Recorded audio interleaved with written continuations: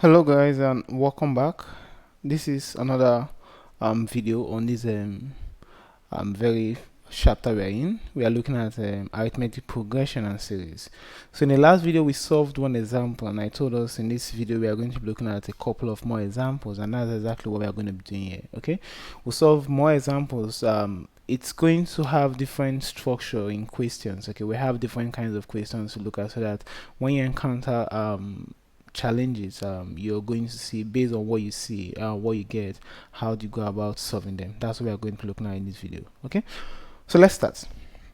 So the first question we have here, they said given the sequence 753, that we should determine number one, the sum of the sequence, the sum of the 10th and the 20th term, and then we should also find the sum of the first 9 terms of the sequence. That's what we want to look at.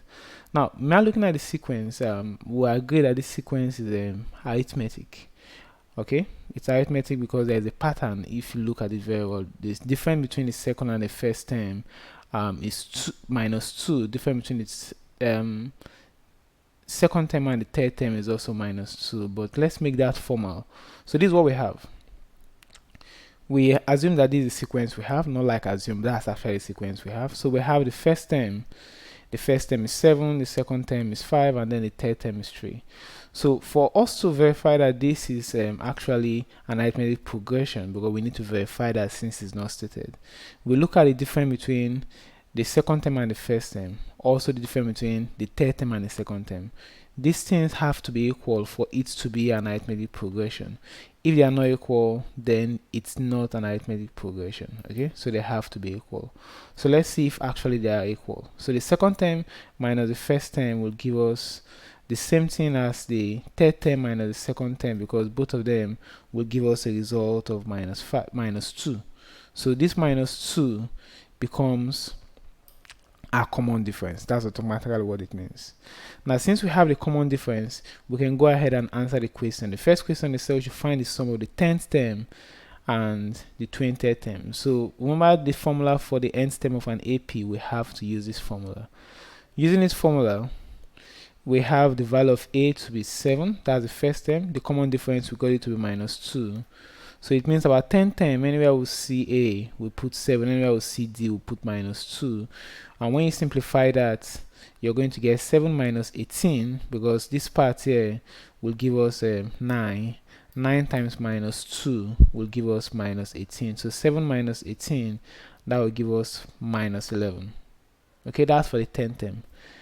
And for the 20th term, we do the same thing. This time, this expression here will give us 19, right? That will give us 19. So 19 times -2 will give us -38. So 7 minus 38, the result becomes -31. So now we have the 10th term. We also have the 20th term. But the question says we should find the sum of these two. So what we need to do is to add this expression. We say, okay, I want to add the 10th term to the 20th term. The 10th term is -11, 28 is -31. When you add those up, your final result becomes -42. That's simple enough, I guess, because that's all we have in this. That's the first part of this question, the sum of the 10th term and the 20th term. But now this next thing they ask us to find in the question is that we should find the sum of the first 9 terms. Now take note, the sum of the first 9 terms is also called the 9th partial sum. Sum of the first 9 terms also means the 9th partial sum. So the 9th partial sum of this, we are going to use this formula, which is for the sum of n terms. The value of n is 9, then our a is 7, n is 9, then d is -2. That's why we have all of that here. So when you simplify that, this will give us 14, and this will give us 8. So 8 times -2 will give us -16. So this and this will give us -2. -2 will cancel 2 to give us -9. Minus times 9, the result becomes -9. Okay, that's all for that question. Okay, that's all we have in this question. So now the next question we have, they said if this forms an AP. Now they are actually telling us in this case that this is an AP, that we should determine the common difference and the 6th term of the sequence. So we have this to be an AP. which means the first term is 4, the second term is x, and then the third term is 18. So the same thing, if for it to be an AP, it means the second minus the first term and the third minus the second term must be the same thing, right? We go ahead and verify that. So not verify, we assert that and make use of it. So we say x2 is actually x, so x minus 4, which is the second minus the first, that it must be equal to 18 minus x, which is actually the third minus the second. So we have to simplify this. So we have to take like terms here. I'll take this x minus x further to the other side, becomes plus x. Then I'll take what I have here, which is minus 4. I'll take it to the other side so that it will become plus 4. So I have this expression, which will give me 2x being equal to 22. Divide both sides by 2, you have x to be equal to 11. So with this, you've already gotten the value of x. But what we need to get is a common difference, because they said the common difference and the 6 term.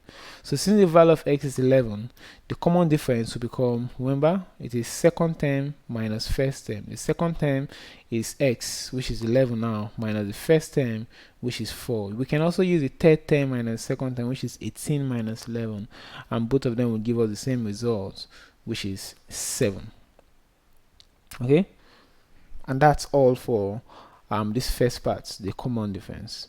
But they are not asking us to find just the common difference. They say we should also find the 6th term of the sequence. So we know that for us to find the nth term of the arithmetic progression, we are going to use this formula. So anywhere we see n now, we just plug in 6. In place of a, we plug in the first term. In place of d, we plug in the common difference, which we found out, I think, to be 7. So if we do that, we have our expression to be this. When you simplify, 6 minus 1 will give us 5, and everything there will become 39 as our result. So quite simple again, right, for this question. Let's see another one. They said the first and the fifth term of an AP are 12 and 24. There's meant to be respectively there actually, so there is, just assume we have respectively there.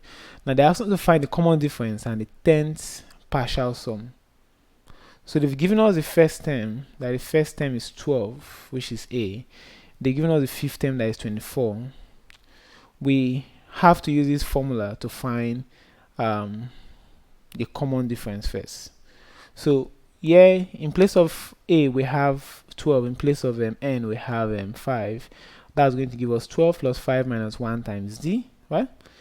Simplify that, that's going to be 12 plus 4d, which is equal to 24. That's what we have, 12 plus 4d. And they said the fifth term is equal to 24. That's why we have this equal to 24 here. And that will give us 4d to be equal to 12. 4d is equal to 12. So if you divide, the value of d becomes 3. So we've gotten the first part, trying to find the common difference, but we don't want to find just the common difference. We need the common difference. We also need the 10th partial sum. Now remember, the 10th partial sum means the sum of the first 10 terms. So we are going to use formula n over 2 into that. To the values, n is 10, we have a to be 12, and then we have d to be 3. You simplify that, this will give us 5. When you cancel out, this and this will cancel to give us 5. And then when you simplify this, you have 24. This will give us 27, right? Then eventually our result becomes 255. Okay, that's what we have for this question. We can see, once you understand the concept, the questions are quite simple for you to work with. And this is another one we have. They said find 3 terms in an AP whose sum is 5 and whose product is minus 15. This is a mistake. This is meant to be minus 15. Please correct that. The product is minus 15. So just know this is 1 and 5. Why can't I draw with this? Okay, minus 15. Minus, I didn't put a minus. How lovely. Okay, yeah, that's what we have. So what we need to do here, we assume that these are the terms. So if the first term is x, then the common difference is d. So the terms will be x plus d. The next term will be x plus 2d. right? So that is going to give us, when you add all the terms, the sum is equal to 3. So this is the first term. This we have here the first term. This from here to here is the second term. Then from here to here is the third term.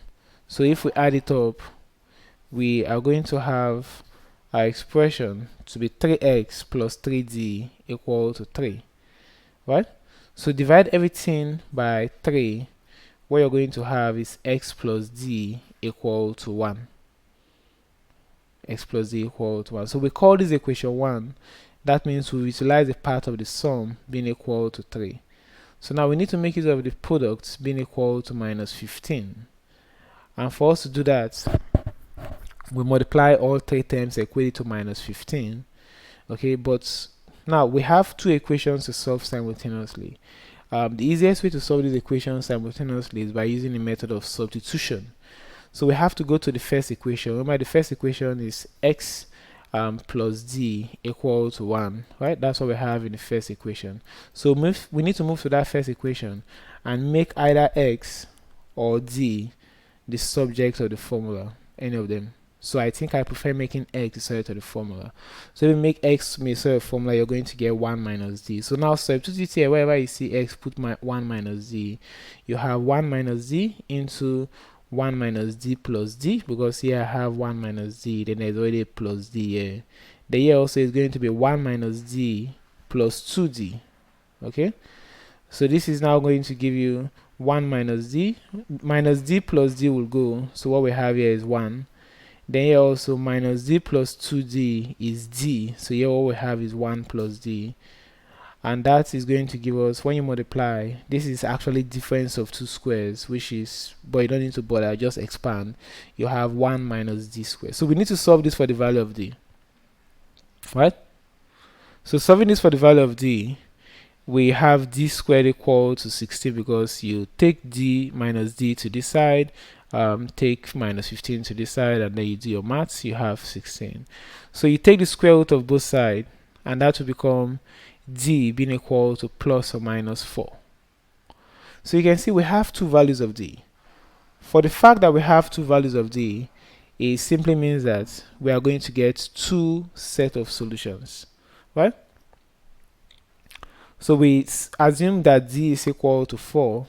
When d is 4, x will be 1 minus d, which is 1 minus 4. That will give us minus 3. Okay, so we substitute into this formula. Anywhere we see x, we put minus 3. In place of d, we put 4. Right? So if you substitute, this is what you're going to get. Simplify that. This is what you're going to get. That is for when d is equal to 4. So we also do it for when d is equal to minus 4.